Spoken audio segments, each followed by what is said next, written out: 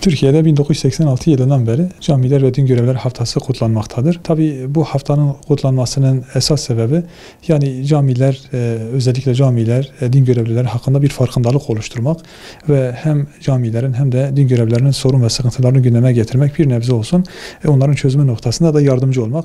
Bizler de Milli Şanlıurfa İl Temsilcisi olarak hakikaten din görevlilerinin yaşadıkları sorunları ifade etmek istiyoruz.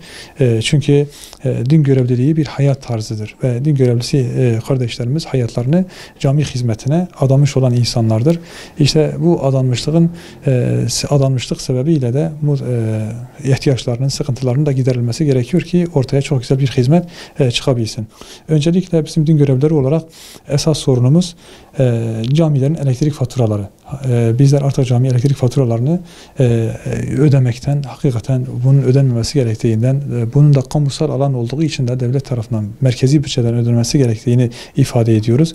Bu hem bizi hem de hitap ettiğimiz cami cemaatini çok zor durumda bırakıyor. Din görevlisi kardeşlerimizin bugün lojman sorunu var. Özellikle kiraların da çok yüksek bir noktaya geldiği şu günümüzde camilerimizin lojmansız olması veya diyelim ki köy yerlerinde, taşralarda böyle barakadan bozma, ondan sonra küçücük yerlerde yaşanılabilir bir mekan olmadan oralara kadro verilmesi neticesinde din görevlilerimiz çok zor şartlar altında görev yapmaktadırlar.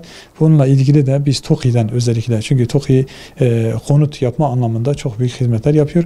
TOKİ'den de din görevlilerimize yönelik bu konut ihtiyacını gidermelerini de talep ediyoruz. Bizler Milli Sen olarak minber dokunulmazlığı, yani bir din görevlisi kardeşimiz Diyanet İşleri Başkanlığımızın vermiş olduğu haftalık belirlediği hutbeyi okuduğu zaman okumuş olduğu hutbeden dolayı herhangi bir sorumluluk altına girmemesini, bir suçlamayla karşılaşmamasını talep ediyoruz. Bununla ilgili olarak da hakikaten çalışmalarımız devam ediyor.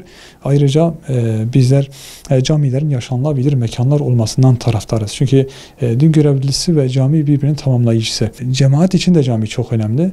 Böyle olunca camilerin yaşanılabilir mekanlar olması için de hem yerel anlamda hem de genel anlamda sorumluluk sahibi insanların el atıp o camilerin yaşanılabilir mekanlar haline dönüştürülmesini talep ediyoruz, istiyoruz. Yani bizler Diyanet Sen olarak TOKİ'ye gittik.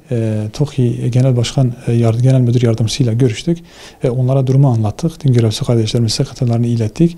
Onlar dediler ki yani siyasi irade talep ederse hani köyler, ilçedeki köyler birbirinden uzakta ama siyasi irade talep ederse bu giderilebilir diye ifade ettiler. Bu anlamda tabii bir siyasi iradenin oluşması gerekiyor. Ki TOKİ bu işin üstesinden bu işe başlasın ve bu ihtiyacı gidersin diye. Yetkililere, özellikle milletvekillerine durumu ifade ettik. Ama bu anlamda daha çok konuşmaya, daha çok gündem yapmaya ihtiyaç olduğunu da bu vesileyle anlamış olduk. Şu anda 30-40 bine yakın kardeşlerimiz sözleşmeli olarak görev yapmaktadırlar. Din görevlisi kardeşlerimiz hakikaten kadro beklemekteler. Yıllardan beridir süresiz, özellikle sözleşmeli olarak görev yapan kardeşlerimiz yıllardır görev yaptıkları halde bir türlü kadrolarını alamadılar. Sözleşmeli çalıştıklarından dolayı da herhangi bir yer değişikliği de yapamıyorlar.